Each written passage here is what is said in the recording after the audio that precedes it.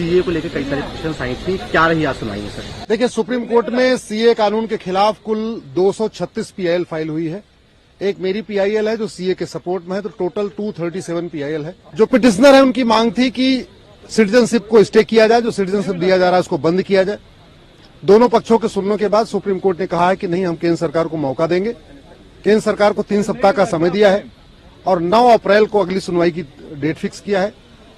हम लोगों का ये कहना है कि ये जो सिटीजनशिप दिया जा रहा है, इससे किसी की सिटीजनशिप जा नहीं रही है। भारत के लोगों को कोई सिटीजनशिप पे कोई फर्क नहीं पड़ता। ये सीए कानून केवल और केवल सिटीजनशिप देने वाला कानून है, फिर इस पे स्टे नहीं होना चाहिए। भारत के लोगों का सीए से कोई लेना देना नहीं। इसमें केवल अफगानिस्तान, पाकिस्तान, बांग्लादेश की जो माइनॉरिटीज है उनको सिटीजनशिप दी जा रही है। इसलिए जो इनकी मांग है कि नहीं, जो सीए का रूल है उसको स्टे कर दिया जाए, सीए कानून को स्टे कर दिया जाए, ये बिल्कुल मानने लायक योग नहीं है। माननीय सुप्रीम कोर्ट ने केंद्र सरकार को 3 सप्ताह का समय दिया है और अगली सुनवाई अब इस पे 9 अप्रैल को होगी। सर, जैसे आपने 237 पिटीशन पड़ी थी, कितनी सपोर्ट में थी सीए की और कितने अपोज कर रही थी? टोटल सीए के मामले में 237 पीआईएल है, 236 पीआईएल सीए के अपोज में है, सीए के खिलाफ है। एक मेरी याचिका है जो सीए के सपोर्ट में है। तो इस तरीके से टोटल 237 याचिकाएं हैं। अच्छा सर, तो क्या आर्गुमेंट्स थे जो अपोज कर रहे थे उनके? उन लोगों का कहना है कि इसमें जो भेदभाव किया गया है, इसलिए मुस्लिम को छोड़ दिया गया है, हिंदू, जैन, बौद्ध, सिख को ही केवल माइनॉरिटी, केवल सिटीजनशिप दी जा रही है। आर्टिकल 14 का वायलेशन है।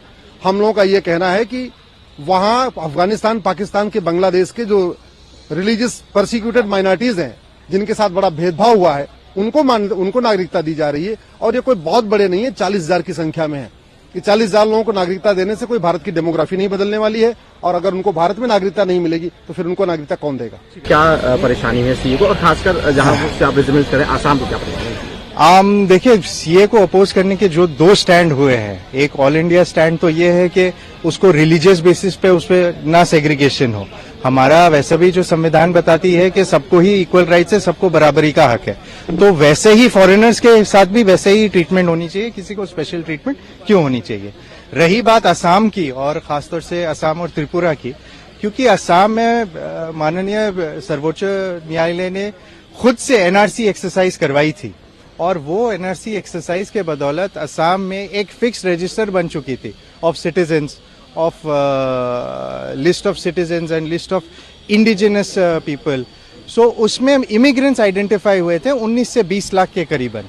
आज की ये आशंका है असमी लोगों के बीच में और त्रिपुरा के बीच में कि अगर सीए लागू होती है, क्योंकि सीए लागू होगी पूरे भारत में इंक्लूडिंग असम, तो ये आशंका है कि फाइनली जाकर के जिन लोग को आइडेंटिफाई किया गया था एज फॉरेनर्स, उनको कहीं नागरिकता ना दी जाए।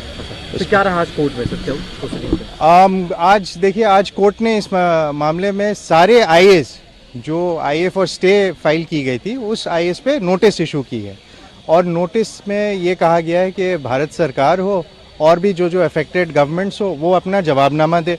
साथों साथ 2 नोडल काउंसिल्स अपॉइंट किए गए हैं, जिसके समक्ष आप अपने रिटर्न सबमिशंस वगैरह देंगे, और जिसके बाद में 9 अप्रैल को सुनवाई होगी आईए ऑन स्टे को लेकर के।